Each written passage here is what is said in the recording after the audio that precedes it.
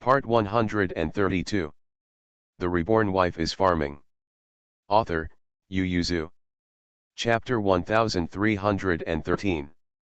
The officials did not see the emperor, but they saw Prince Rong. Chi Heiran took the imperial decree and brought the prince out to meet the officials. Everyone knelt down and listened to the decree with indistinguishable faces. They wanted to believe Prince Rong and the crown prince, but the royal family has no family ties. Is this decree true? Is the emperor really free? Among the several princes, apart from the second prince who was just a little surprised, the others also looked at the prince suspiciously.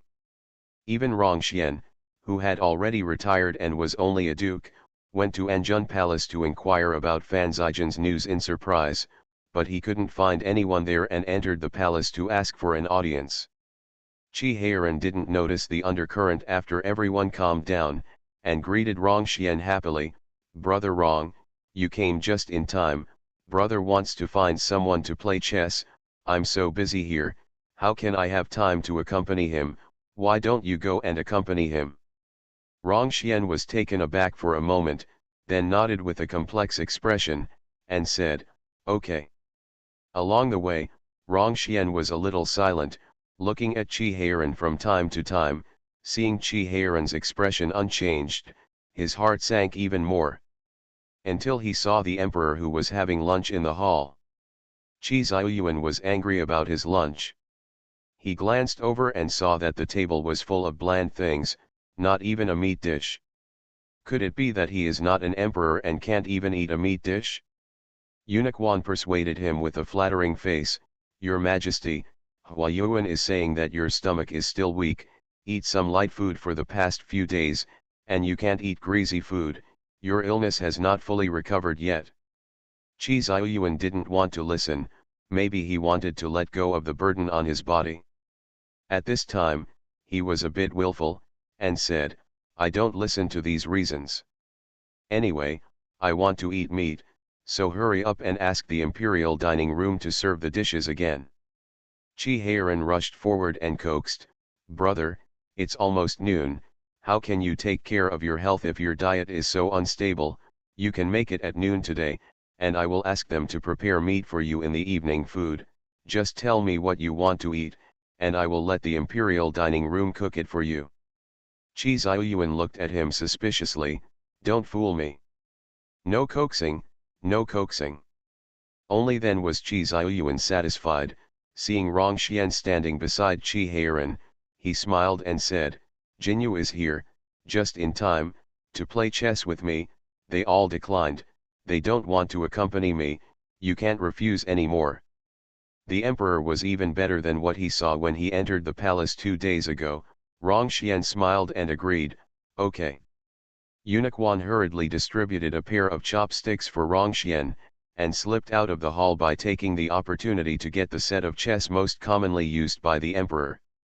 Eunuch Wan quickly stepped forward to stop Prince Rong, and said with a bitter face, "Your Highness, your Majesty really can't eat meat.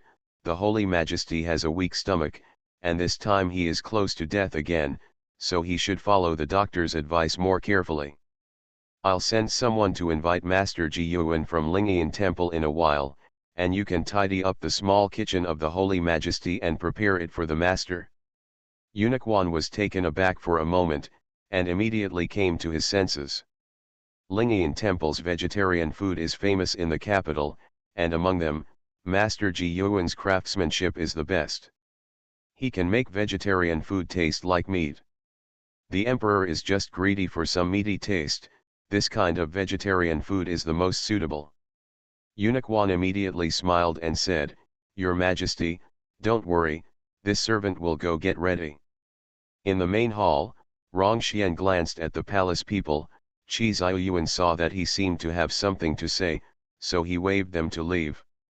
When Rong Xian saw that he was still able to command people, the thought in his heart became stronger, and he said helplessly, "Your Majesty, there are no guards outside." Chi Ziyuan held his chopsticks and said in a daze, "This is my bedroom, what should the guarding soldiers do?" "So your Majesty is willing to sit in the crown prince?" Qi Ziyuan has been the emperor for more than 20 years, and he understood it as soon as he heard it. Even Rong Xian suspected that he was kidnapped, which shows what other courtiers think. He immediately blew his beard and stared, "I'm not a sick cat without claws, who in this world would dare to imprison me?" He said angrily again, "How did Heiran and Wenchen handle things so that people can be so misunderstood? It's more than enough to succeed than to fail." Rong Xian said helplessly, "Your Majesty, I don't blame them for this matter. You know Heiran's temper. If the courtiers don't show their thoughts to the face, how can he go back and guess what they are thinking? As for the prince, he is afraid that he will faint now. After all, how could you think of this?" Rong Xian got up and knelt down and said, "Since the sage wants to teach the way of a sage, it's better to come forward and explain clearly to the courtiers, and cut off the thoughts that others shouldn't have." With complicated eyes, Qi Ziyuan asked, "What did the fourth and fifth do?" Rong Xian said with a smile, "The two princes are still filial, they didn't do anything, it's not good just to make them feel uncomfortable." Rong Xian didn't care if they had pimples in their hearts, but if they attacked the prince with doubts about this matter, it would inevitably shake the foundation of Daqi. Qi Ziyuan sighed quietly, and said, "I don't think I can lose to anyone when it comes to governing the country, but when it comes to teaching children, I am indeed much worse than Heiran and Aling. The second child was taught by them. Look at how concubine Zhao is like him. They didn't imitate badly, instead, the fourth and fifth children, others only provoked a few words, and they forgot Wen Chen's love for playing with them and teaching them to read since they were young." Rong Xian lowered his head and didn't speak. In fact, the princes of this dynasty are very happy. The emperor doesn't say that he treats everyone equally, but he treats other princes equally except for his special preference for the prince. In the royal family, which emperor can leave the government affairs and focus on the education of the princes? Which emperor would go to play games with the princes every day and visit the imperial garden? It was only Qi Ziyuan. Qi Ziyuan, who is so busy, can do something that even his courtier can't do. Isn't he a good father? In this way, the fourth and fifth princes can still be provoked by others to have a different heart, which shows that it is a matter of nature. What's more, the princes of this dynasty did not fight against each other. Both the prince and the second prince had the self-consciousness of being brothers, especially the prince, who cared especially for his younger brothers and played with them since childhood. So Rong Xian didn't feel that the emperor and the crown prince were responsible for their disagreement. Qi Ziyuan was sad, and immediately summoned the cabinet, the 6 ministers and the princes, and talked about the Zen seat again in front of them. The emperor said, "I'm not feeling well, and you will prepare for the Zen seat, and don't ask me about unresolved matters, just ask Prince Rong and the crown prince."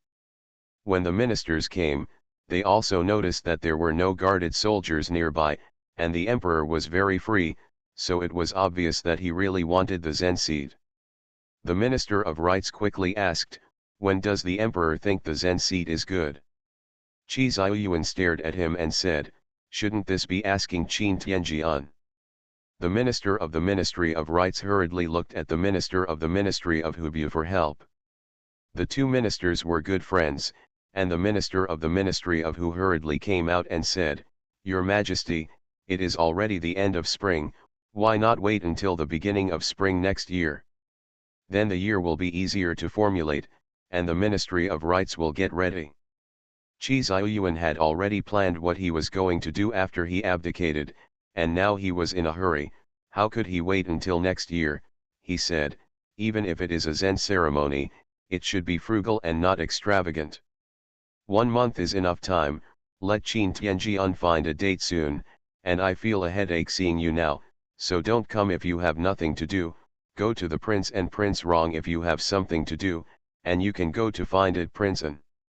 The Reborn Wife is Farming." Author, Yu Yuzu.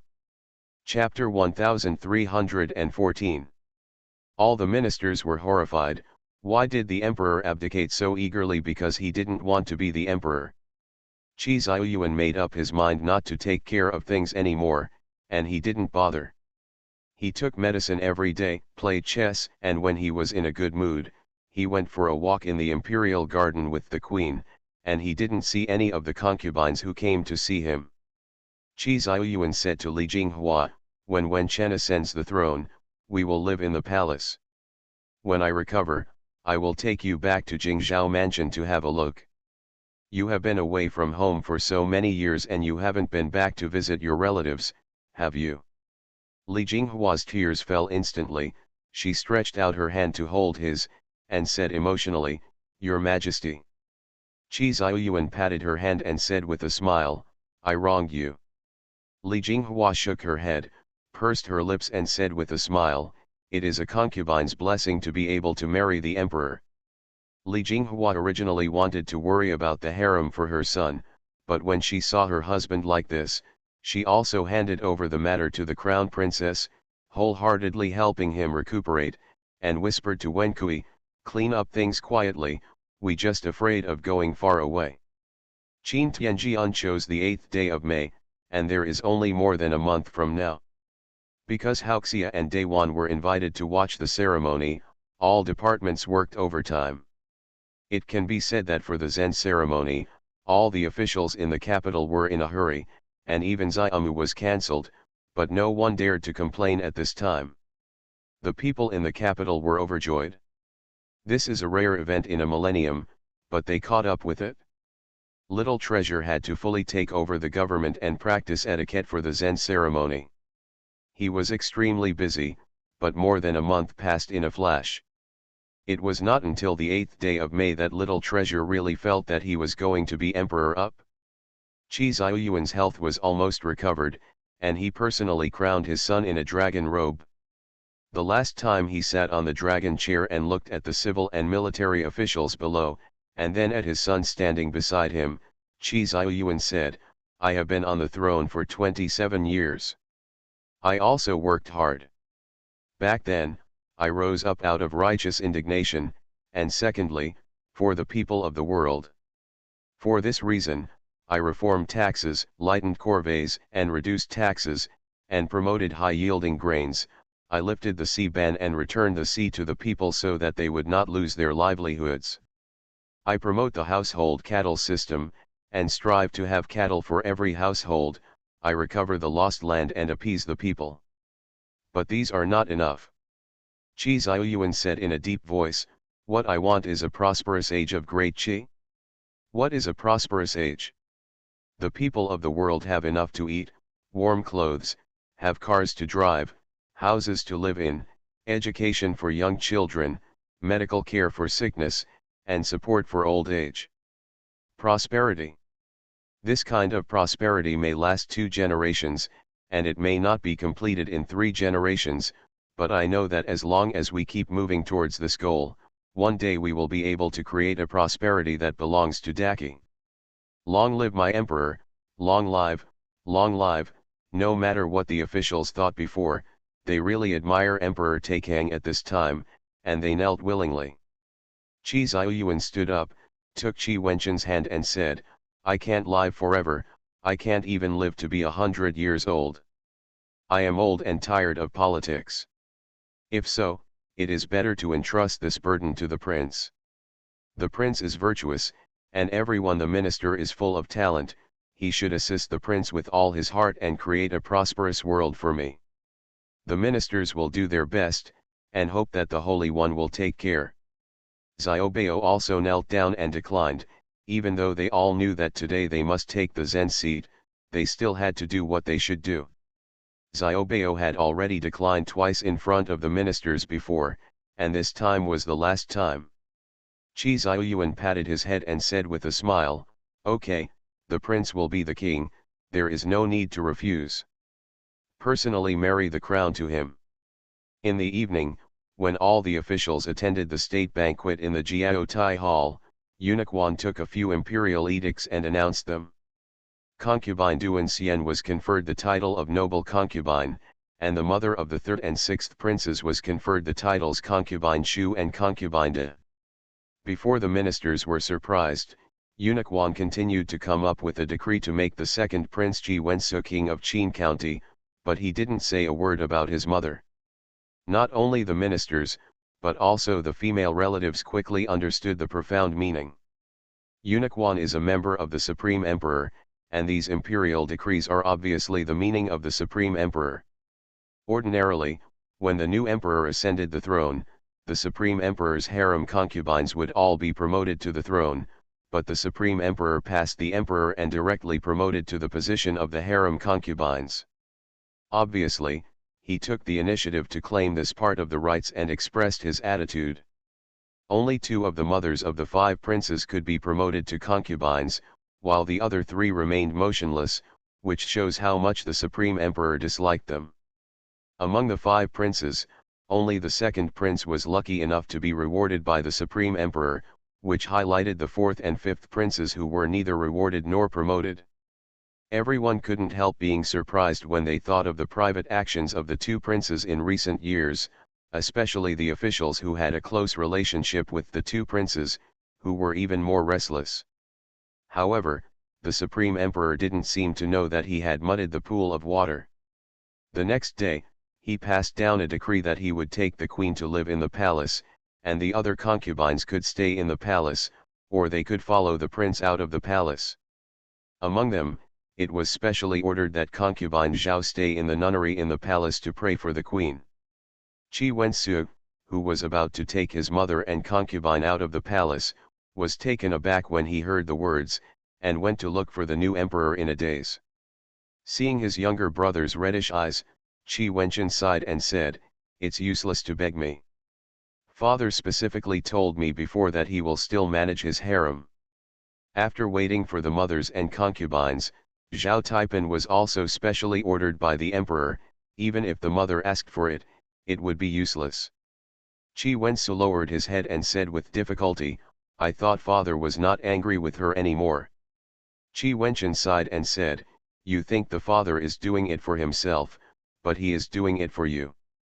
Qi Wenchen hesitated for a while but couldn't help but said, "When the mother persuaded him, she was scolded, saying that keeping her out with you would make your life difficult, and that although the 4th and 5th concubines were not in the right mind, but at any rate, he is wholeheartedly thinking about them, but Mrs. Zhao and you, Wensu, although the emperor's move is a bit heartless, it is his heart with you.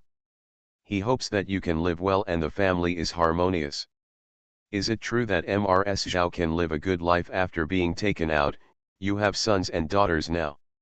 Qi Wensu bowed his head and remained silent when he thought of the mother and concubine who was picking noses and eyes at his wife and children. Qi Wenchen patted him on the shoulder and said, "Okay, don't think too much about it, I have written the reward edicts for my younger brothers, come and help me see if there is anything wrong." Qi Ziyuan's failure to reward the other sons was naturally not because he didn't love them, but because he gave this opportunity to the new emperor.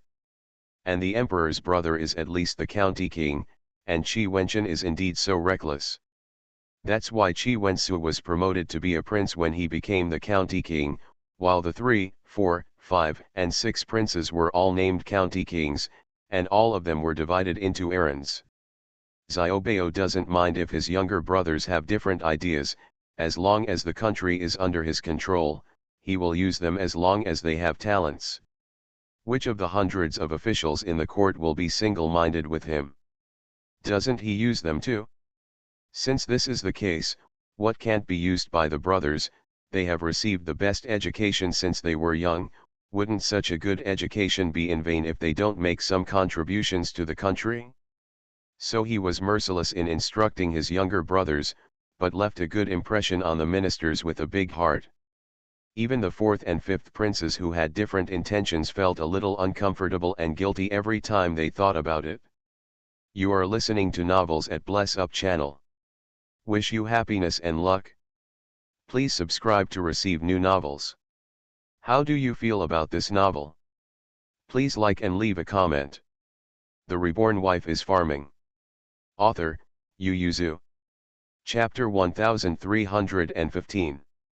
If it is said that Qi Ziyuan's position in Qi Wenchen was forced by his health, it could only be a special case at most, Then Qi Wenquan's position in his son's position made the Zen position a common practice in Daqi.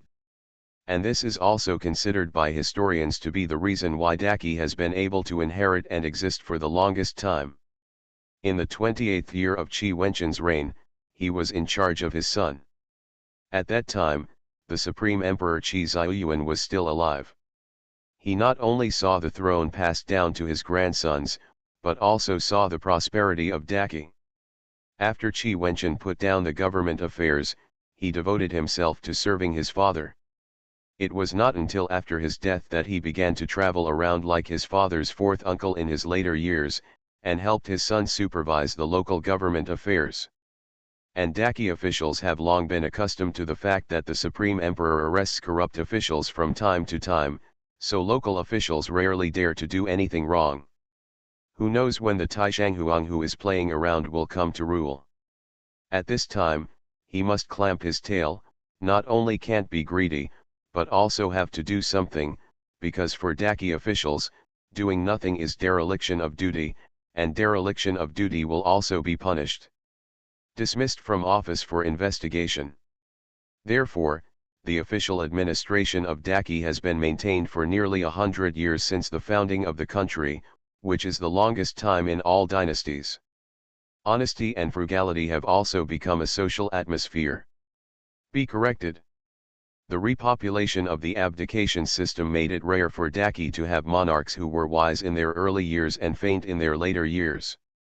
All emperors who lived long enough and were in power long enough would generally follow the example of Emperor Taikang. And because Emperor Taikang was only 54 years old when he became Zen, and he reigned for 27 years, so the term of the emperor who succeeded the late would not exceed 27 years, and the emperor who succeeded the early would Zen at or before the age of 54. Bid for descendants. Therefore, Daqi's battle for the throne was lighter than previous dynasties. And the emperors of all dynasties also regarded abdication as a beauty, so there were 7 emperors who reached the Zen position after reaching this limit in Daqi. It has to be said that the Qi royal family has a long life. Historians have done research on this, and according to the pulse records of the imperial hospital during Emperor Taikang's period, whether it was Emperor Taikang or Emperor Yuanfeng, their physical condition was not very good, but they all lived long. Emperor Taikang lived to be 86 years old, and Emperor Yuanfeng lived to be 91 years old, outliving his own son. Even several of his grandsons died, and Emperor Yuanfeng was still alive. Everyone is very interested in the health preservation of the royal family. Even outsiders are like this, and the Qi royal family even highly respects the 2 ancestors. Therefore, there are very few extravagant and lustful emperors in the Qi royal family. The average life expectancy of the emperors of Daqi reached 52 years old, which was unreasonably high. The shortest one was Emperor Xiaogong in the middle period of Daqi, who was only 32 years old and died 5 years after he ascended the throne.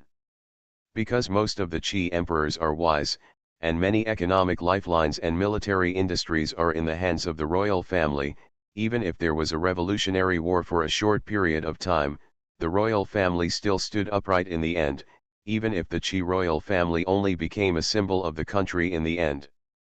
Holds a lot of rights. Such a long period of existence, not only the historians of Daqi, but the world is also studying the reasons for it, and whether it is at home or abroad, the abdication system is considered to be one of the most important reasons why Daqi can survive for such a long time. The wise monarch ascended the throne when he was in his prime, and stepped down when he was still young, so that Daqi has always been flowing with fresh blood and enthusiasm like the sun. It is a pity that the Daqi royal family is unwilling to publish the handwriting and court records of Emperor Taikang and Emperor Yuanfeng on this aspect, otherwise they will be able to study why the 2 emperors made such a pioneering work at that time. But even if the Daqi royal family is unwilling to announce it, historians can still get a glimpse of some truth through clues. Historians generally believe that this incident has something to do with Prince Rong and his concubine. Because these 2 people were present when Emperor Taikang abdicated, and Emperor Yuanfeng made a special trip to Prince Rong's mansion when he decided to abdicate. There are official historians' records about this. It is said that the three sat in the study for nearly 2 hours, and after Emperor Yuanfeng returned to the palace, he decided on the Zen position. As for what they said, only the three of them knew. Of course, Emperor Yuanfeng liked to keep a diary. If the royal family were willing to publish Emperor Yuanfeng's handwriting during this period, then the people of the whole country would know about it. Qi Ziyuan didn't know the entanglement of the descendants. At this moment he seemed to have finally let go of the treasure on his back. Although he regretted the loss in his heart, he was also relieved. He took his wife to live in the palace for more than a month. After adjusting his mentality, he ignored his younger brother who was always looking for a sense of presence by his side. One day, he secretly took his wife out of the capital and went to the north. Qi Heiran hurried to the palace to ask him to go fishing, only to find that his elder brother had left. He said in astonishment, "I didn't hear that my elder brother was going to go far away when I came here." The little eunuch who was left to pass on the message stood far away, and after confirming his personal safety, he said with a bitter face, "The Supreme Emperor said before leaving that Prince Rong likes to run around. I will also see what is outside this time looks good. I can also learn from him to cut first and then play, and also learn from him not to listen to orders." Qi Heiran immediately blew his beard and stared at him and said, "It's been so many years ago, he's already considered the Supreme Emperor, what's the point of turning over this old account?" Qi Heiran went home angrily to look for Mu Yangling, and said, "Pack up your things, let's go after Big Brother. Humph, he doesn't want to see you, so you have to let him see you every day." Seeing his childish appearance, Mu Yangling couldn't help but burst out laughing.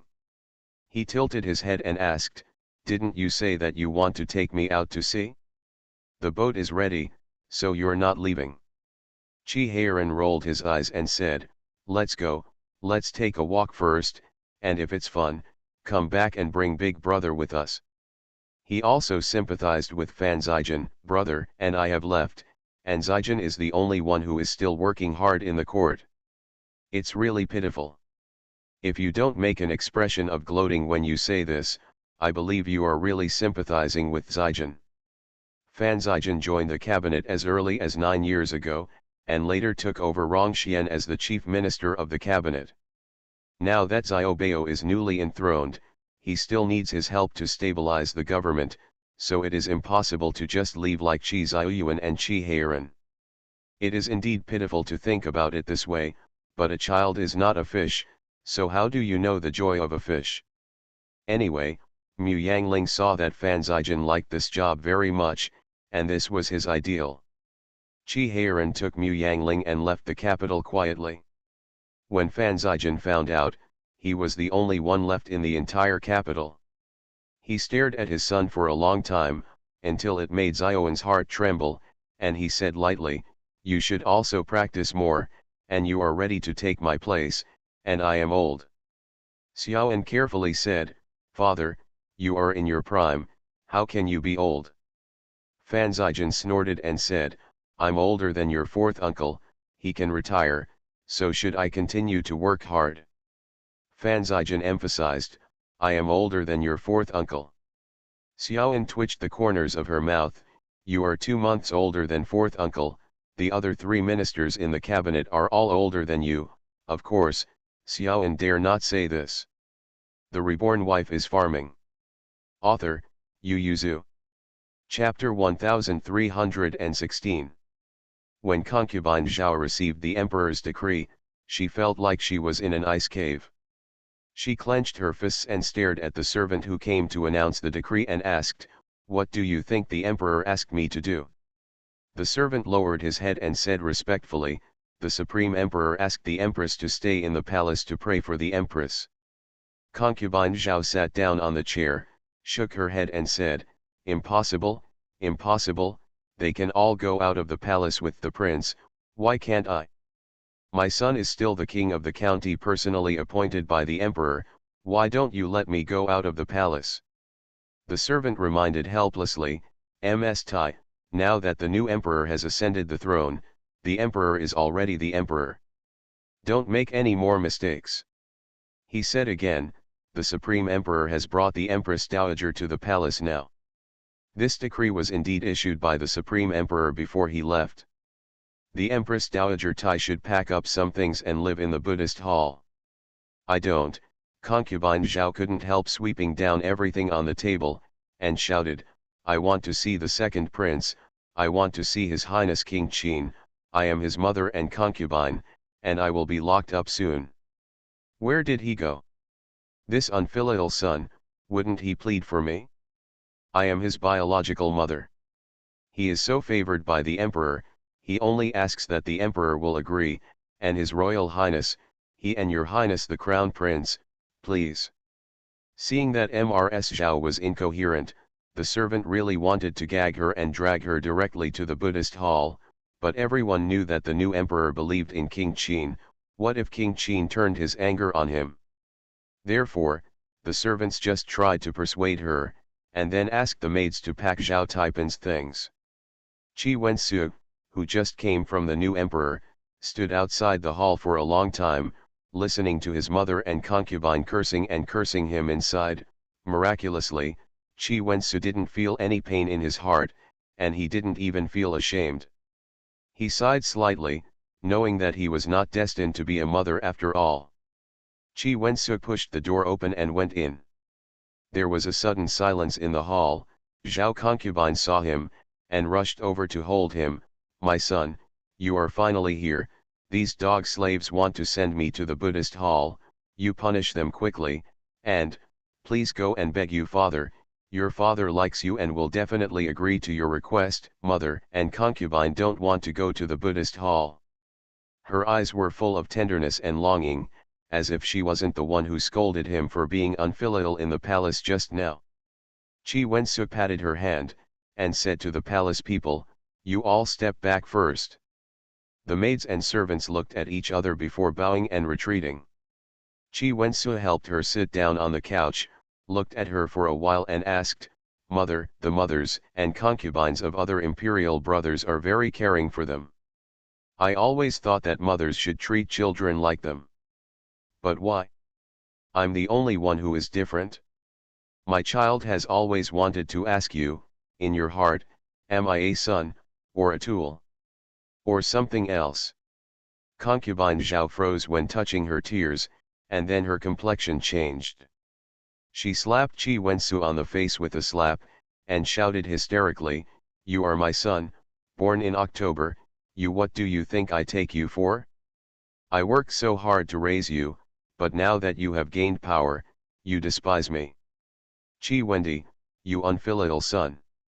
Qi Wensu didn't even hide, but just looked at her with red eyes, and murmured in a low voice, I was raised by my father, and my fourth uncle and four-aunt taught me to grow up. Since I was sensible, I grew up beside my fourth uncle and four-aunt. Fourth uncle and fourth aunt taught me the responsibility of being a prince. Mother and concubine kept telling me to be careful of my mother and eldest brother, and separated me from fourth uncle and fourth aunt. What else did you do?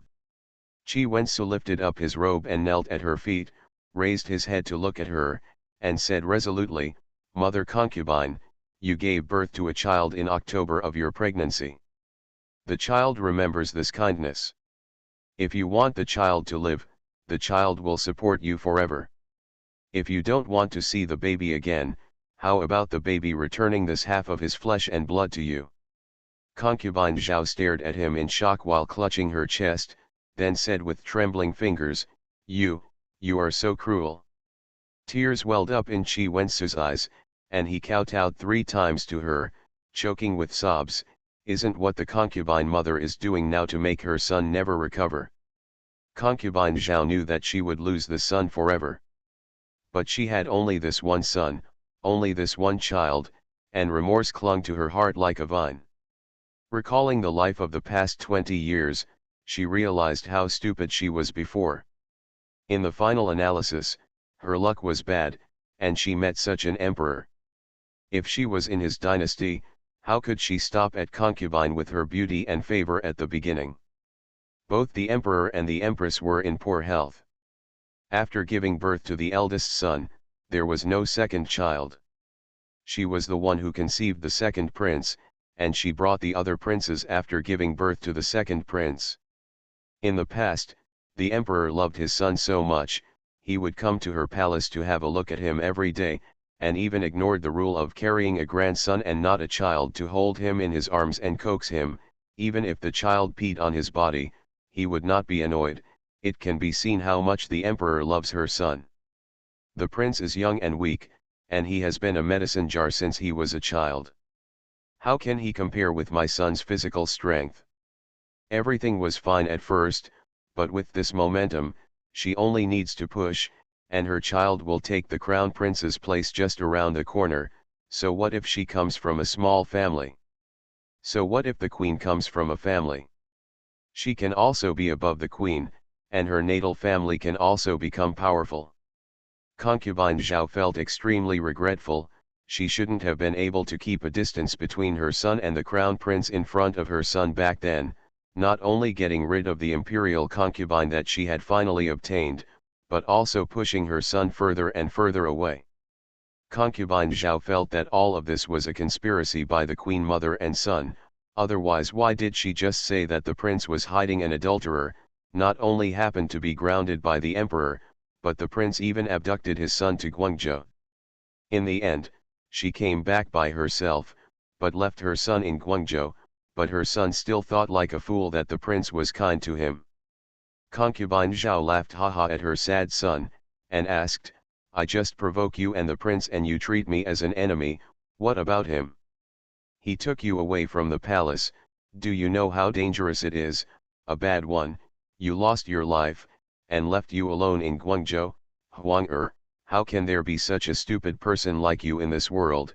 You still think of him when he left you in Guangzhou. Qi Wensu said, full of nostalgia, but the days in Guangzhou are the happiest days for my child. He said, over there, my uncles and aunts treated me like my own son. If I made a mistake, they would beat me like a tiger's head. If I did something good, they would praise me like a tiger's head. They would teach me I am a man and study. My uncle will teach me how to ride horses and archery, and my aunt will make us small clothes and play fun games with us.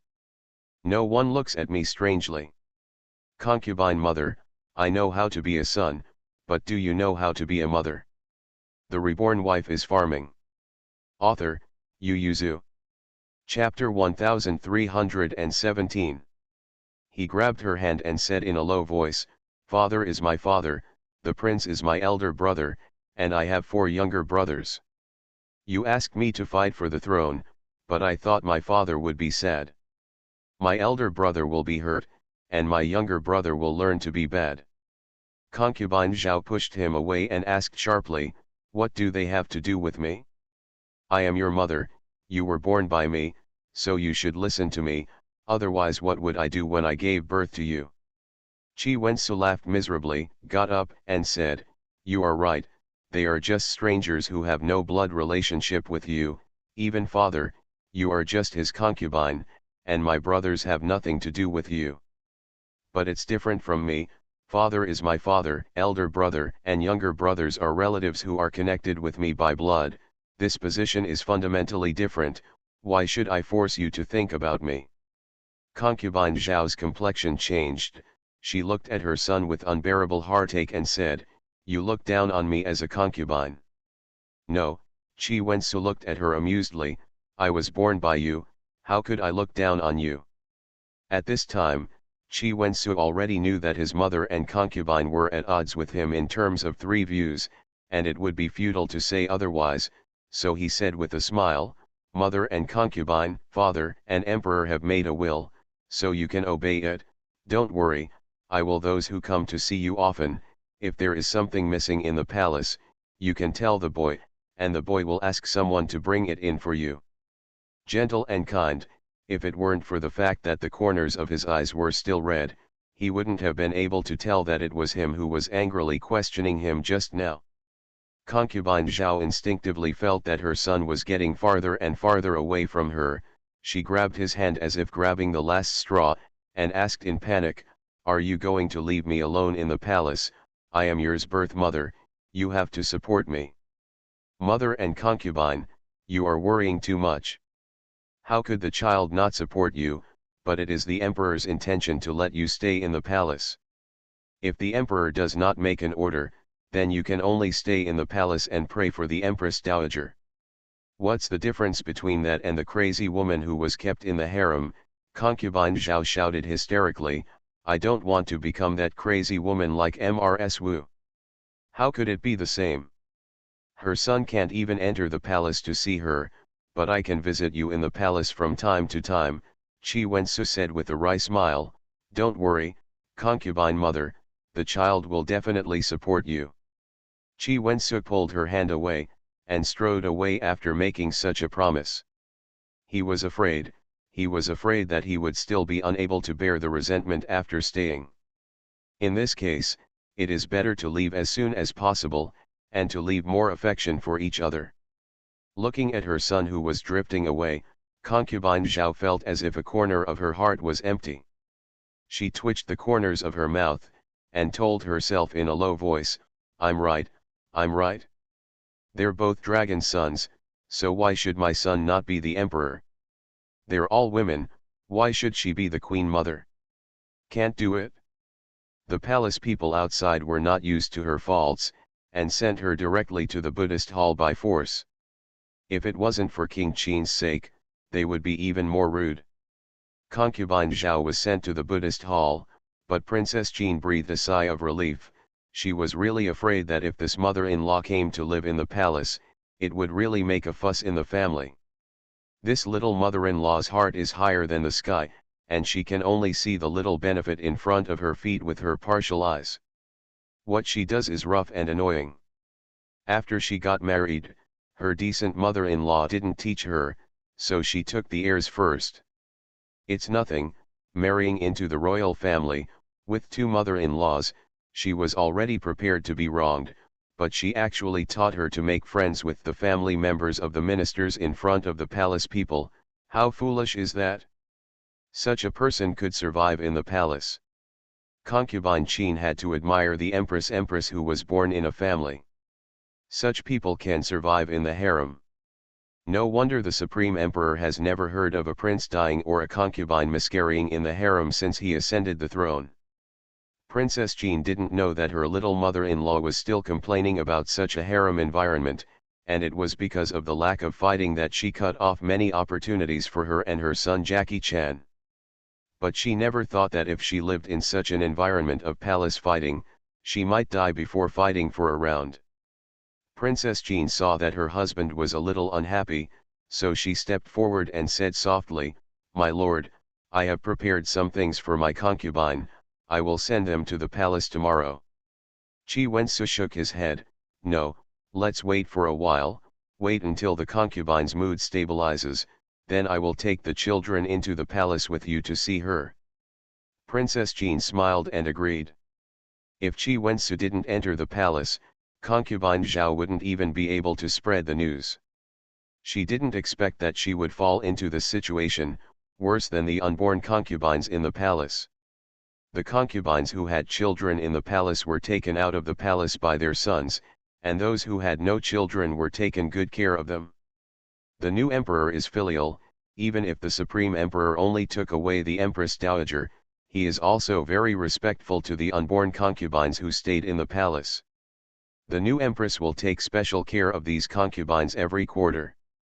Although she was also among them, because she was personally ordered by the Supreme Emperor to pray in the Buddhist hall, even if she was taken care of by the new empress and her own son, there were still a lot of slaves serving her. Even if she just lived in the Buddhist hall, she did not lose her personal freedom and could play in the palace at will, but now everyone knows that she has no sacred heart, and she is the only concubine who cannot leave the palace to raise her even though she gave birth to a prince. Concubine Zhao didn't know whether it was regret or fear, but Qi Wensu's grip was getting tighter and tighter. As long as he didn't come to see her for a day, she would lose control of her emotions. Qi Wensu was so exhausted by her torment, that in the end he only brought the child into the palace to pay his respects on the 15th day of every month. Later, when it was released outside, it even brought his wife and children with him. Concubine Zhao didn't even have anyone to visit the palace, and only had the etiquette of being sent to the palace every year. Concubine Zhao thought that Qi Wensu was hiding from her and taking revenge on her, otherwise he would only take concubines with him. Why would he take the concubine and all the children with him? But in fact, Qi Wensu was only influenced by his elders. Fourth uncle and Uncle Fan would bring their wives and children with them when they were released, so naturally he would also bring them when they were released. So when he received Zhao Concubine's letter full of resentment because of this, he rubbed his forehead with a bit of a headache, and said to the princess, "Just read the letter sent to the harem yourself. If she needs it, just ask someone to send it to her, and if you write something bad, then ignore her." Princess Jean agreed. Concubine Zhao, who had been waiting for her son's return and letters in the palace for a long time, became more and more desperate, and could only get angry at the compassionate Bodhisattva every day. "Aren't you a Bodhisattva who saves suffering? I pray to you every day, but I have never seen you. You saved me and satisfied me." People who are not around are really hard to remember, not to mention that Concubine Zhao and Qi Wensu's family still have the same temperament, so their family lives well. At least Concubine Zhao's influence on them is very limited. Qi Ziyuan, who cared about his sons, naturally also received the news. He dropped the letter and said to the commander of the secret guard, who was still by his side, "Wendy has grown up, and it is enough for me to do this for him. There is no need to hand over any more information." You are listening to Novels at Bless Up channel. Wish you happiness and luck. Please subscribe to receive new novels. How do you feel about this novel? Please like and leave a comment. The Reborn Wife is Farming. Author, Yu Yuzu. Chapter 1318. In old age, people like to recall the events of the early years. The fourth Prince Ji Wenmei can't say whether he regrets it or not, but there is always a faint sense of disappointment in his heart. Seeing the elder brother and the brothers supporting each other, there is always a gap between him and the fifth brother. However, if the elder brother can treat us equally without any grievances, that is true. If he is sick, I am afraid that other brothers and ministers can pull him down from the throne without him and the fifth child trying to find a way. Qi Wenmei always thinks of things when she was very young, when she was so innocent and ignorant. The eldest brother loves his brothers, so even though he is a prince, he is very good with his brothers. He will personally take them to play for a while after school every day. Of course, this is also related to the generosity of the empress. Not every empress is willing to play with the concubines like this, even brothers who are related by blood. This is a deep understanding after he got married and had many children. At that time, the grandfather of the historian was just a low-ranking fifth-rank magistrate. In the study room, there were big brothers and cousin Xiaoxiang who suppressed him. No one dared to bully the little ones. A group of children spent all day studying and getting together to make troubles.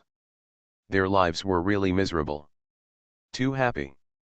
Because the mother and concubine are weak and humble, they never let him have conflicts with the prince, and let him be the only elder brother in the upper study. He is the crown prince, and he is the chief.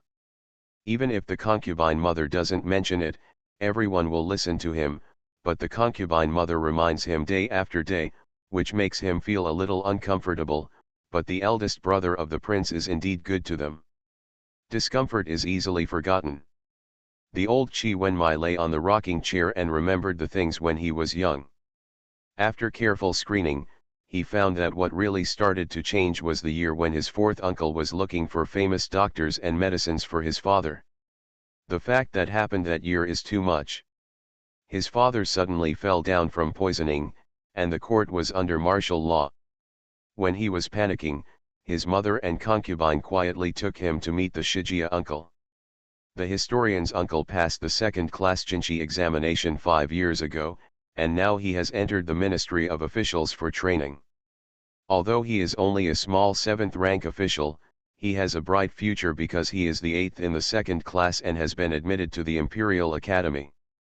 As soon as the Shijia uncle saw him, he knelt down respectfully to salute him. At that time, he was only a child of 8 or 9 years old, and he was terrified by the sudden collapse of his father. Seeing that an adult uncle was so respectful to him, he couldn't help but feel a sense of embarrassment. I am also an adult, I can stand upright. At that time, the uncle of the historian asked about the situation of the father, but at that time Cunning Palace blocked the news. Even he only knew that the father fainted in the court meeting, but he didn't know why he fainted. The uncle of the historian sighed and said, "Your Highness, you are the son of the Holy Majesty, just like the prince. As a son of man, filial piety should be the first priority. When the Holy Majesty fell ill, you not only could not serve by him, but you didn't even know what disease His Majesty was suffering from. It is really." He said again, "Isn't the prince's move to trap you in injustice?" It was very simple to sow dissension, but at that time he was young and flustered, and he became angry immediately. The elder brother of the crown prince is only 15 years old, cousin Xiaoxiang is only 14, and the second elder brother is even younger, but why can even the second elder brother know about his father's condition and freely enter and leave the Cunning Palace, but only him and the younger brothers? He was very unconvinced, so he began to pay attention to Cunning Palace everywhere, and even ran outside the palace clamoring to see his father. The prince only thought that the younger brothers were frightened by the atmosphere of the palace. Even though his face was full of exhaustion, he still found time to comfort them, promising that the emperor would be fine and that the fourth uncle would come back soon. In the eyes of the young Qi Wenmai, he has 3.5 people he can rely on. The father and mother concubine count as 2, the prince counts as half, and the remaining one is the mountain-like fourth uncle. So Qi Wenmai was happy when he heard that the fourth uncle was coming back soon, and asked, "Can I go in and see the emperor by then?" The prince looked at him with pity and nodded, and promised, "I will let you go in to see the father when the fourth uncle comes back." At that time, Qi Wenmai didn't know that it was a kind of protection. The poisoned father needed a blood change. The prince refused to let his younger brothers have blood tests because they were too young, and a blood change probably meant losing their lives. Blocking the news, the second is to protect them. The prince forbids them to enter the Cunning Palace, and does not allow them to linger around, so that no one will miss them. After all, no matter how important a prince is, he is not as important as an emperor. It's a pity that after he figured this out, he had gone too far on this road, involved too much, and couldn't pull it out at all, and couldn't retreat. Knowing that the fourth uncle was coming back, Qi Wenmai was very happy to tell his mother and concubine Shi Bin, but Shi Bin's face changed slightly, and she hugged him while passing the news outside the palace. "Silly boy, what are you happy about your fourth uncle coming back? He is on your elder brother's side. If he comes back, the world will be settled." Qi Wenmai asked stupidly, "Isn't the world settled?" Shi Bin looked at his son complicatedly and said, "If the world is settled, you will have no chance, son. Don't you want to be as majestic and mighty as your father, and respond to everyone?" An 8-year-old child has passed the period of ignorance. Even if there is not so much strife in the Qi family's palace, and the prince is not as precocious as the princes of previous generations, he already understands what it means to fight for the throne at the age of 8. Shi Bin's face was hidden in the darkness, and he said word by word, "They are all dragon sons. Your father still likes you so much. Is it because you were born a few years late that you lost that opportunity? Son, you also have a chance. Those who rule the world, if you give up today, won't you regret it in the future?" Qi Wenmai opened his mouth wide, and heard himself say, "But elder brother is the crown prince, and the Li family is the eldest son." "Silly boy, your father doesn't like the family. After he came to power, he had a lot of blows to the family. Even the concubines in the harem were selected from the third-rank officials and below, and the family was even excluded. It shows how much he doesn't like the family. Our historian, although it is a small family, your grandfather is already a 5th-rank magistrate, and if you go up to the magistrate, you will be transferred back to the capital in the future, with your mother and concubine around, you will gradually rise up. He said again, what's more, your uncle is still a second-class Jinchi. He also served in the Hanlin Academy. He may be appointed as a marquis and prime minister in the future. With him, are you afraid that you will not support him? Chi Wenmai admitted that at that moment, his heart was overwhelmed. But soon he shook his head, and said firmly, father likes eldest brother the most, he won't let me be emperor. Shi Ben stroked his head and said with a smile, silly boy, the difference between liking and disliking is not far away. If your elder brother does something wrong, your father will naturally not like him anymore. But there are second and third brothers. I'm so young, how could my father choose me over them? Shi Ben sneered and said, your second brother has such a concubine, your father will not choose him, not to mention he was brought up by Prince Rong and his wife, just because of this, your father will not choose him, and the third prince, his mother concubine Su concubine is as timid as a mouse, and he is the same, your father will not take a fancy to him, not to mention, my son has the support of important officials. The reborn wife is farming. Author, Yu Yuzu. Chapter 1319. The important minister Shi Ben mentioned was the minister who took the initiative to find Yan Du as his backer. Of course, it is impossible for Yan Du, who is the right minister, to express his attitude in person. He just showed friendliness to historians, and at this time when Daki was in turmoil, his attitude was very important. As a historian, he also won a lot of hearts for him as the fourth prince. It was only then that he knew that there were people who voted for the fifth younger brother. Of course, he was young at that time, just over 8 years old, and the fifth brother was even younger. He had just entered the study and hadn't even finished reading the Sanzi I Jing, obviously it was his mother Lu who made the decision. At that time, the mother and concubine advised him not to take fifth brother seriously, because the other party was too young, and he was afraid that he would have to be hugged even if he went to court. If the emperor dies and the prince is deposed, he and the third prince are the best choices, but the third prince is timid and has nothing, unlike them who have prepared in advance. However, this is of no use. Because the fourth uncle came back faster than they expected, he didn't even know that Yan Yuxiang was on his side, and the fourth uncle returned to the capital. The situation in the capital was quickly brought under control, and the hearts of the people and ministers were soon stabilized. The prince was ordered by his fourth uncle to supervise the country. The capital and the imperial city were surrounded by the imperial army and the royal forest army guard. Under such power, all conspiracies would fall like fine dust, without any effect. At that time, he didn't know how the concubine mother and uncle planned to abolish the crown prince and help him ascend the throne. Until he grew up many years later, he could roughly guess it based on the concubine mother and uncle's tone of regret and the situation at the time. The father did not like the family, and the elder brother of the prince, who was born in the mother's family, inherited his father's will and did not like to let the family control the government.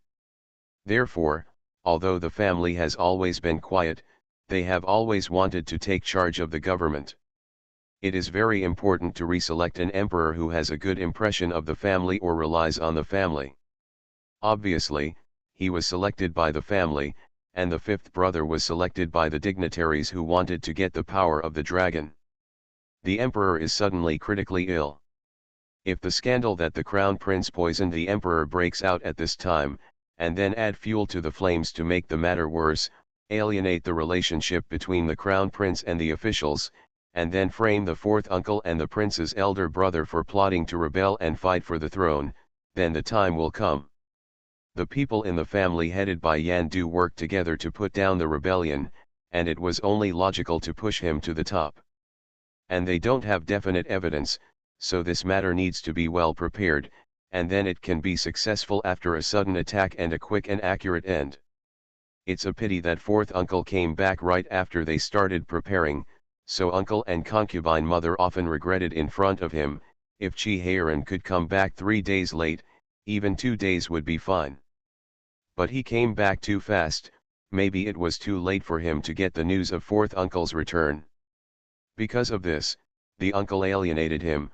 Look, the crown prince sent a letter to Prince Rong long ago, but he only told you when he was about to return, and lied to you that the sender had just left Beijing, which shows that he is also on guard against you. But later facts proved that the prince's elder brother was really not guarding against him. The reason why the fourth uncle came back so quickly was because of the other 3 very unhappy children who were kept in the dark in the palace. Even Chi Wenmai had to lament Xiaoan, the little lion and the tiger head did such a good job of disrupting the situation. When the father came back after being rescued, he wanted to back down. But the foot has already stepped out, and the person is already standing on the cliff. If you go back, you will not be able to stand in the original position, and there may be rocks rolling down the mountain, and your body will be smashed to pieces. But when Yan Du was dismissed and the Yan family was suppressed, he was even more unwilling to give up his own grass, not to mention him, even the mother and concubine were forced to move forward. There is a reason for cooperation, and they have Yan Du and others' reason in their hands, and they naturally have theirs in their hands. If they don't want to die, they can only go further and further down this road. If at the beginning he was lured to seize the position, then he was forced to move forward in the middle, and later he got used to this kind of persecution, and he would move forward even if no one threatened him. Constantly provoking the relationship between the father and the prince's elder brother, constantly causing trouble for him, constantly creating more credits, and acting like a filial son and virtuous grandson. However, it is of no great use.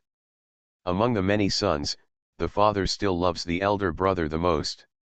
Even if he always leaves the capital for 3 or 4 months a year after he enters politics, he will still argue with his father in government affairs and have different opinions. 365 days a year, spending time with the emperor in Ki and laughing every day, that is far inferior to elder brother. In the final analysis, it was because of the fourth uncle and the children of the fourth uncle's family. The fourth uncle is too good at getting into trouble, and the children of the fourth uncle's family are also too good at getting into trouble.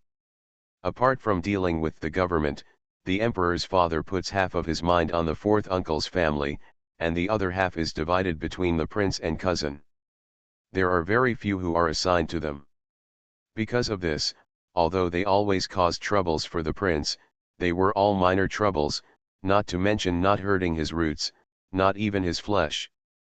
So they turned to bully the only Xiaofu who was still in the upper study. There is no way, who made King An and the fourth uncle both staunch patriarchs, and the fourth uncle and Uncle Fan were so good that they could wear a pair of trousers, and the princes of Anjun were sent to be educated by the fourth uncle.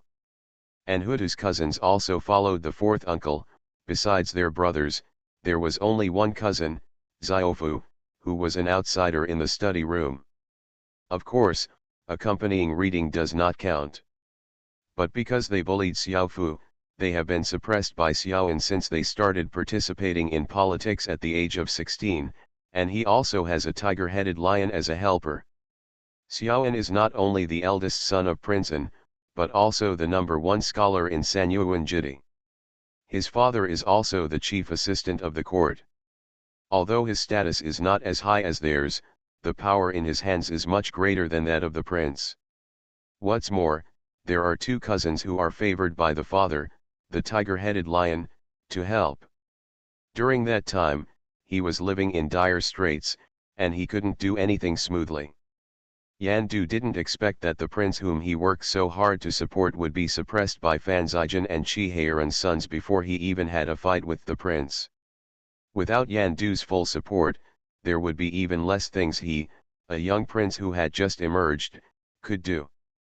Until Fu Huangzhen was in the elder brother's place, the most he did was to provoke the relationship between the father and the eldest brother, and to add some obstacles to the elder brother. He didn't expect his father to live so long. He often thought that if his father did not abdicate at that time, but continued to be the emperor, and he was the emperor for another 20 years, then the old father and the man who had passed his destiny prince, can they still be kind to their fathers and filial to their sons? Unfortunately, there are not so many ifs in this world. The imperial father gave the throne to the eldest brother, and everything was settled.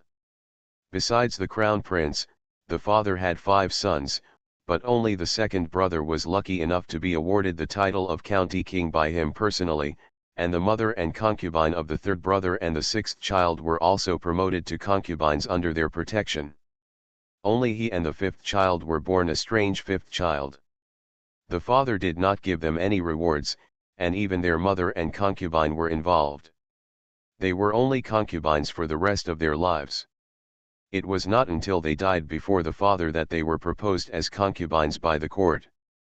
But what is the use of seeking glory after death if you didn't enjoy it during your lifetime?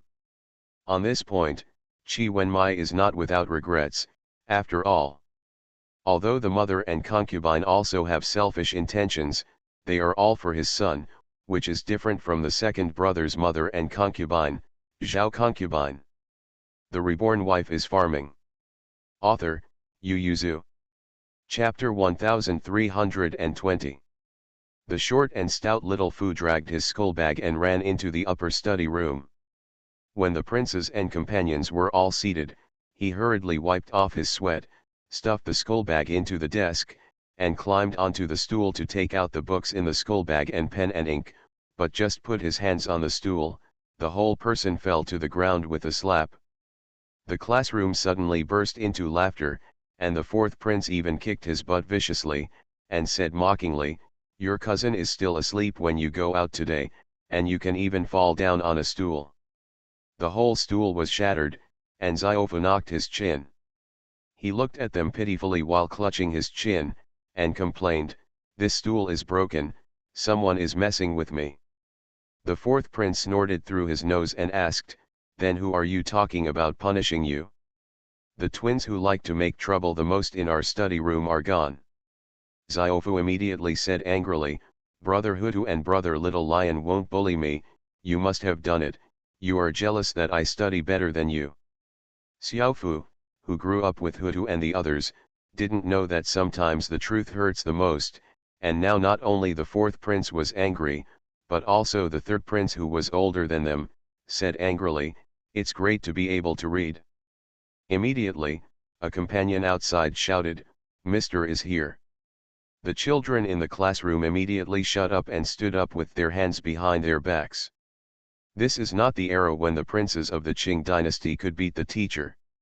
Here, even the emperor would stand up and salute the teacher when he saw the teacher. Therefore, the princes didn't dare to make mistakes, even the wrong Ziofu didn't dare to yell, but stood up and stood aside in grief and indignation. Zhang Xianhui, editor of the Imperial Academy, noticed that the atmosphere in the classroom was not right as soon as he came in. Looking again, he found that his most proud student was standing next to a broken stool with tears in his eyes. His face suddenly sank. Anyone who has studied ethnology knew what was going on, but it was the first time for Yu Shangshu. He felt a little headache. When Qi Wenjin and the Crown Prince were studying, these gentlemen faced students who kept asking questions.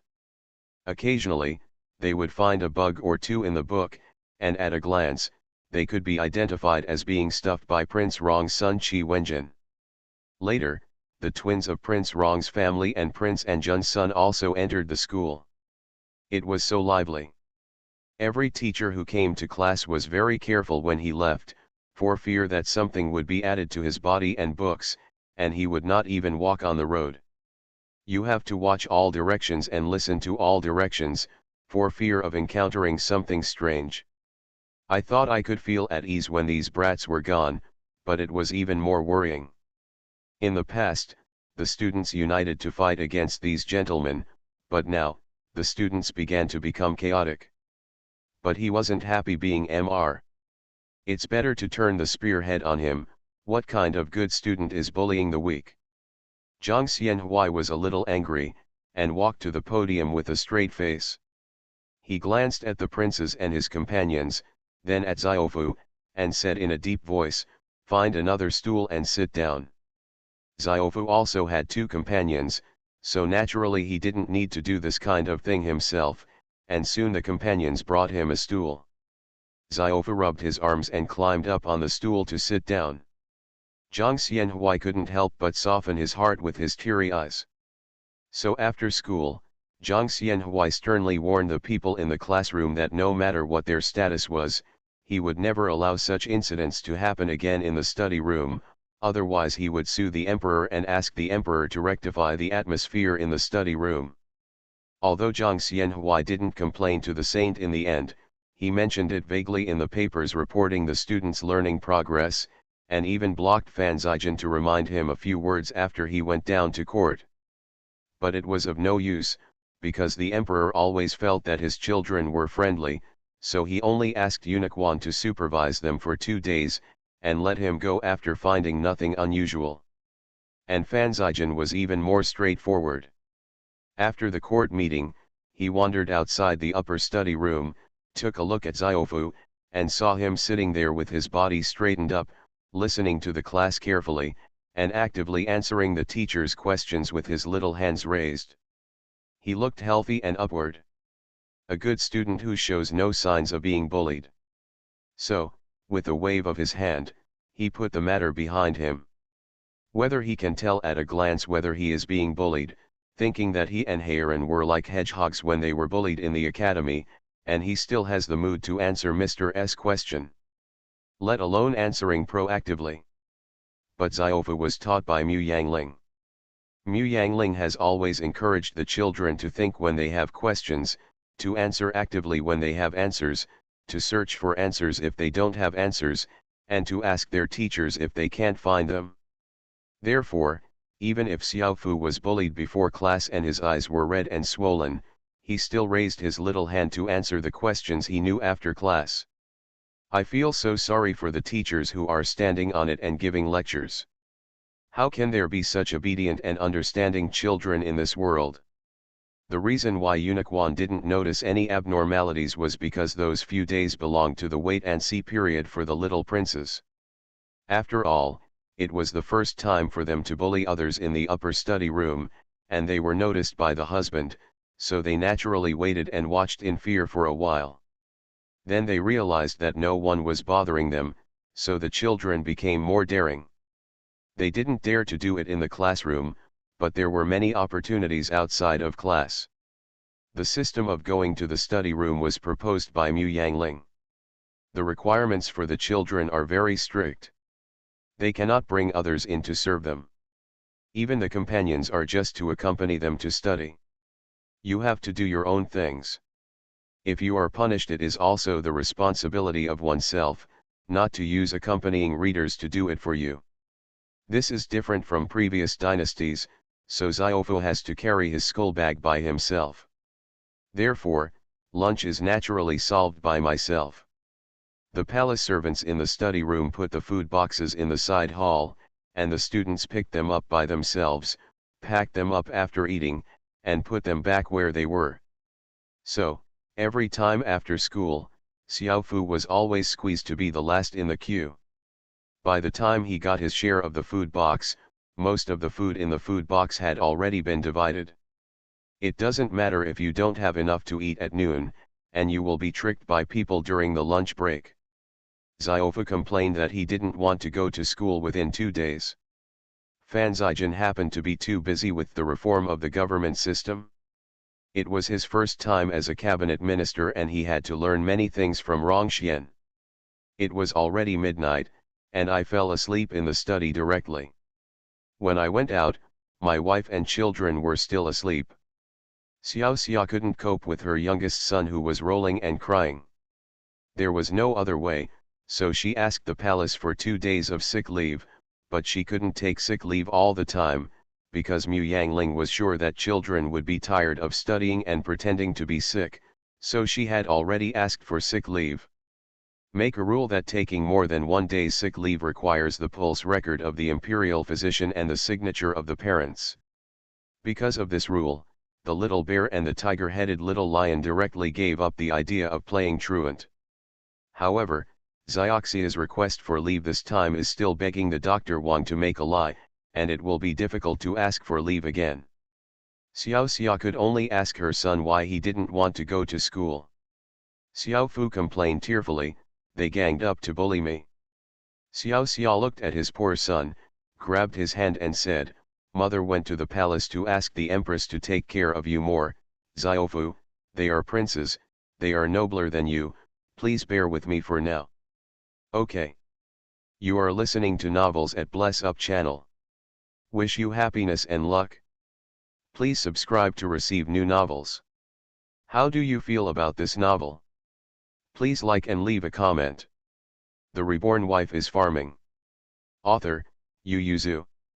Chapter 1321.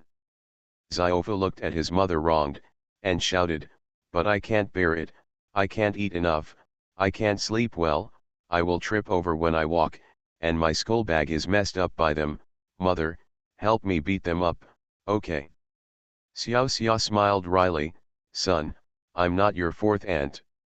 Mu Yangling can beat the prince, because she has raised the prince, she can even beat the prince, and the rules of going to the study room are set by her, so she can beat a few princes, but she can't, there is a difference between high and low, they are the king, she is a subject, and the subject must obey the king."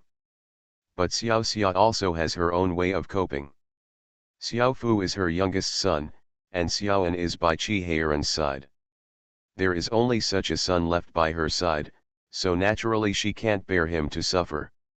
So, Xiao Xia went to the palace to see the queen that day, and begged her to take care of Xiofu in the palace. After that, she went to the homes of Xiofu's two companions without stopping. It can be seen that the emperor trusted his husband very much, because Hutu and the others left the study room. The emperor was worried that the children would be neglected in studying after losing their classmates, so he chose a companion for them. Every prince has two companions, and Xiofu also has two companions, which means that Xiofu's treatment in the palace is equal to that of the prince.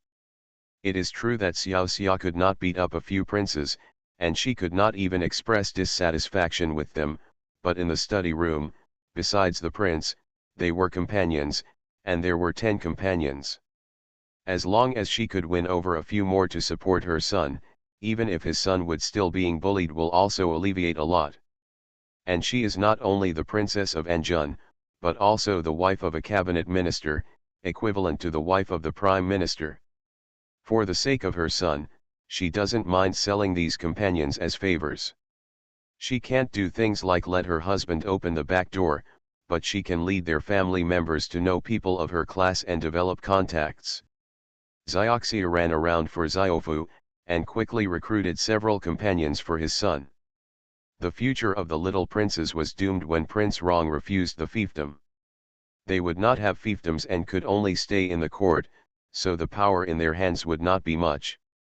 In comparison, the weight of Fan Zijin, who was favored by the emperor, it will be much heavier.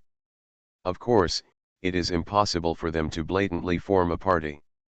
At most, they let their children take care of the youngest Xiofu when they go to the study, and don't get involved when the princes bully him, because they know that the Xioxia family will leave every companion past, so they are not worried that their children will be rejected because of it. Because no one would refuse this request from Princess Anjun. After 2 days of sick leave, Xiaofu bid farewell to his mother and went to study in the palace with tears in his eyes. He was still bullied and slightly injured on this day. Because the fourth prince found that the companions were unwilling to obey orders to bully Xiofu, so he had to do it himself. Xiaofu used to be a bear, and he was the leader of the twins, and he followed his elder brother and his tiger-headed little lion cousin to misbehave.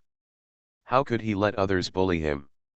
Therefore, after being tripped by someone in the martial arts class, Xiofu became angry, and punched the fourth prince with his fist. He remembered brother Xioxian's words, to capture the thief first, capture the king, and the fourth prince took the lead against him, so naturally he had to beat the fourth prince to the ground first. However, the dream is beautiful, but the reality is cruel. Xiofu, who is not only young, short in stature, but also weak in strength, was dropped by the fourth prince with one arm, and then the fourth prince pressed him down and beat him. If the martial arts master hadn't been watching and picked up the fourth prince in time, Xiaofu's face would have been injured, but even so, he limped towards the martial arts master and invited him for 2 days fake. Going to the study room is not peaceful these days, the gentlemen are aware of it, and the martial arts master is also afraid that Xiaofu will stay and cause trouble, so he nodded in agreement, and asked the palace servants to carry him back in person. Seeing that her son was sent back in the afternoon, Xiao Xia burst into sobs when she saw the slightly swollen calf. But Xiaofu said with anger in his eyes, "Mother, don't cry, just look, my son will definitely not let them bully me for nothing." Xiao Xia immediately hugged his head and said, "Silly boy, that is the prince, you are not allowed to mess around. We will not go to the palace to go to school. When your father comes back at night, I will tell him that we will find an academy outside. Not going to the palace anymore."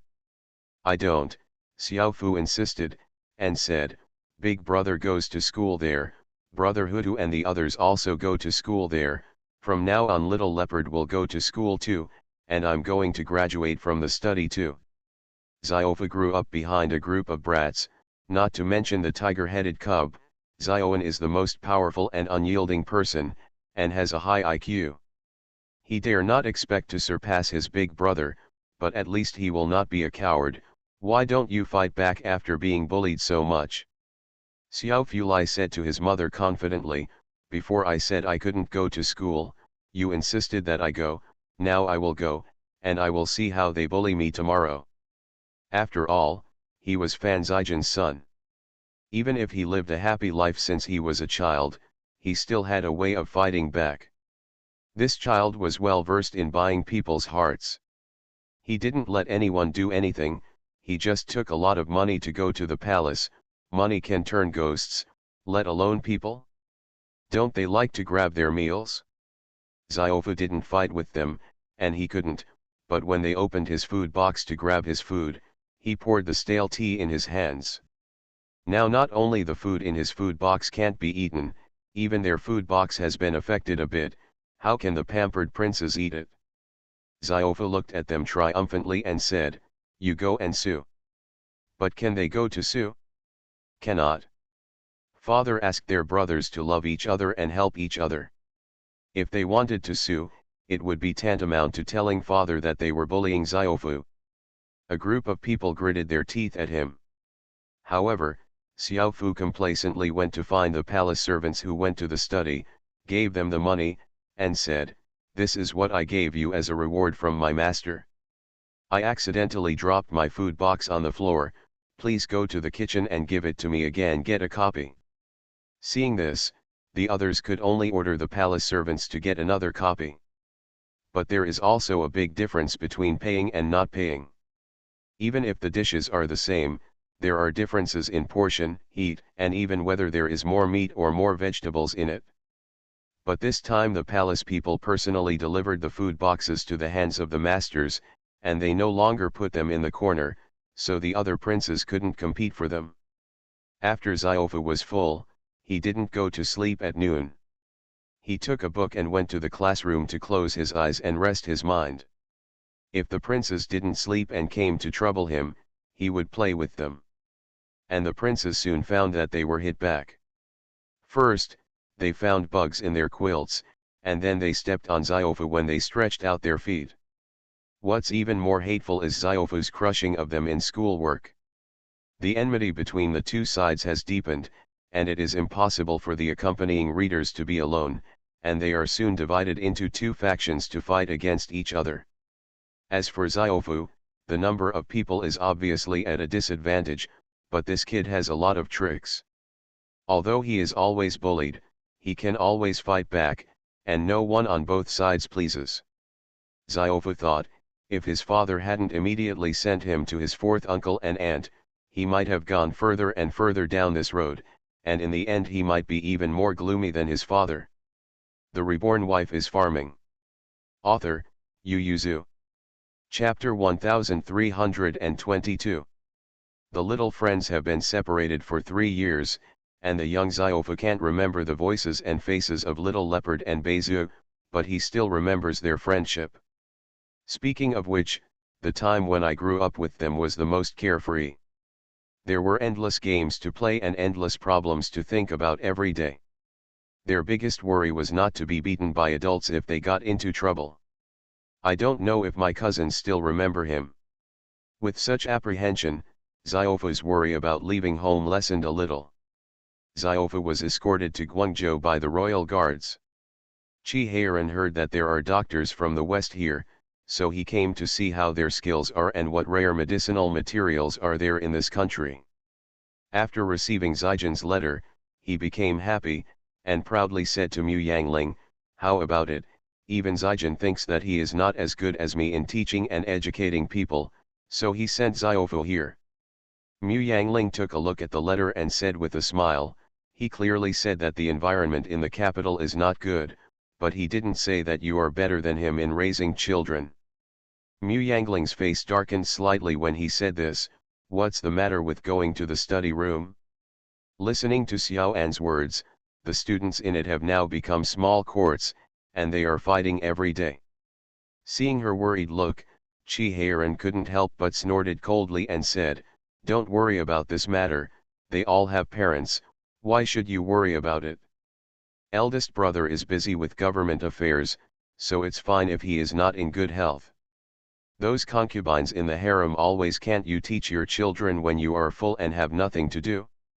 After all, the children are taught bad by them." The friendship between Qi and Fan has always been deep. He grew up in Fan's parents, and Xiaoan and Xiaofu also grew up in Qi's parents. They have long been indistinguishable from each other. The elder brother also said earlier that the two children are treated like princes, but Xiaofu is still bullied into that. After all, he was the child he raised with his own hands, so Qi Heiran favored Xiaofu without even thinking about it. Because of this, Xiaofu received a warm welcome as soon as he arrived in Guangzhou. Qi Heiran patted his head and said, "We're going to stay in Guangzhou for a month or two. We'll wait for the famous Western doctor, you and Little Leopard Beizhu to play here, and we'll go to school after getting familiar with Guangzhou." Xiaofu has a good memory, and when he saw the sea, he shouted, "I know this place, I know this place." Qi Heiran burst out laughing, teasing the dragon and phoenix, "You can remember Xiaofu here, but you have no impression at all." Beizhu pouted unconvinced, and shouted, "I am younger than my second cousin." Little Leopard said, "I recognize this place now." Qi Heiran pointed to the sea field not far away and said, "That's the sea field you and your brothers made, go and have a look." After finishing speaking, he stopped disturbing the three children's relationship, turned around and left. Xiaofu shrugged and smiled at the two cousins. After all, they were still a little unfamiliar after 3 years of separation. The little leopard looked at his younger sister, then at his cousin, stepped forward decisively and held his hand, and said, "I'll take you to see pearls, I know how to dig pearls." Beizhu immediately stepped forward to hold his hand, and said, "I'll go too, can you give me the beautiful pearls you dug out?" Xiaofu felt that the little hands in his palms were hot, reaching his heart, and most of the resentment of being rejected in the study room disappeared, and he nodded fiercely with slightly hot eyes. The three children held hands and ran to the sea to look at the sea mussels they caught. It took only half a day for the barriers between the three children to disappear. When they returned home in the evening, the three of them held hands and sang songs all the way home, very happy. Mu Yangling smiled when he saw that they were on good terms like they were when they were young again.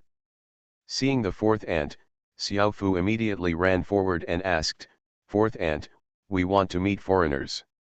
Little Leopard and Beizhu also looked at their mother eagerly. Mu Yangling knew that he was talking about a Western banquet held by foreigners in a few days, so he said with a smile, "Go and ask your fourth uncle, if he agrees to take you there, he will go." Xiaofu rolled his eyes and asked, "Is fourth uncle looking for a famous Western doctor to treat Uncle Huang? Didn't you say that they are barbarians, and their medical skills are better than ours. The barbarians also have things they are good at, such as engineering skills. In some respects, our Daki is not as good as Western, but in terms of medical skills alone, we are still better than Western at this time. Your fourth uncle wants to wait for a famous Western doctor just to see his ability, whether he is good at conditioning the body, and what famous medicine is there in China. At this time, the overall medical skills of the West are indeed not very good, and they are far from comparable to those of Dachi, but maybe the famous Western doctors who came from afar are good at the shortcomings of Dachi's medical skills. No matter what kind of thing is to be developed continuously, the strength of Daki as a whole does not mean that every aspect is stronger than the other.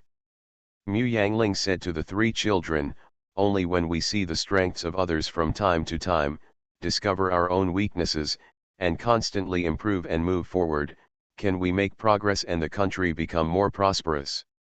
If you can only see your own strengths, and laughing at other people's shortcomings is to be complacent and arrogant. Others are catching up with you, but you are still complacent and feel that you are very strong. Others are too weak. One day, when they surpass you by far, they will give back the contempt you have received 100 times. Mu Yangling said to the three children earnestly, you are all the future of Daki, only the farther you can see, the better Daki will be. Xiaofo hadn't heard someone teach him like this for a long time. He was in a daze for a moment, then he seriously thought about what the fourth ant said, and said solemnly, then we just keep walking in front of them, so that they will never catch up. Mu Yangling laughed loudly and praised, this idea is good, the key is that you can do it.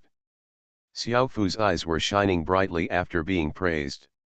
The little leopard shouted, Mother, don't worry, when I grow up, I will lead my troops to level up those foreigners and make them all become subjects of Daki. No matter whether they are strong or not, they will belong to Daki Gan. Mu Yangling opened her mouth wide. She didn't expect that she would give birth to a war madman. She hurriedly stopped her and said, Little leopard, war will do great harm to the people, so don't talk about war easily. But the Western countries are fighting back and forth now, and the people are also suffering, just like in the Warring States period. Little Leopard said, if I go to pacify the Western countries, I should unite them and return the people to peace. Should I thank you? Mu Yangling twitched the corners of his mouth, thinking about the current relationship between Western countries fighting each other, and found that what Xiao Beizai said was true, but this did not mean that she was willing to let her son become a madman on the battlefield, so he said, but you are Orientals, they are Westerners, you look different from them, what if they don't want to calm you down and unite against you? The little leopard curled his lips, not understanding why they would rather have civil strife than unification, and said, since they are so united, then I just don't want to fight them, but I think it's impossible, the alliance during the Warring States period was not maintained, those barbarians can disregarding interests and uniting as one. So, little leopard, how backward are Westerners in your eyes? Obviously she was taught very well since she was a child, and he used to respect Westerners very much, not like he is now calling out barbarians one by one.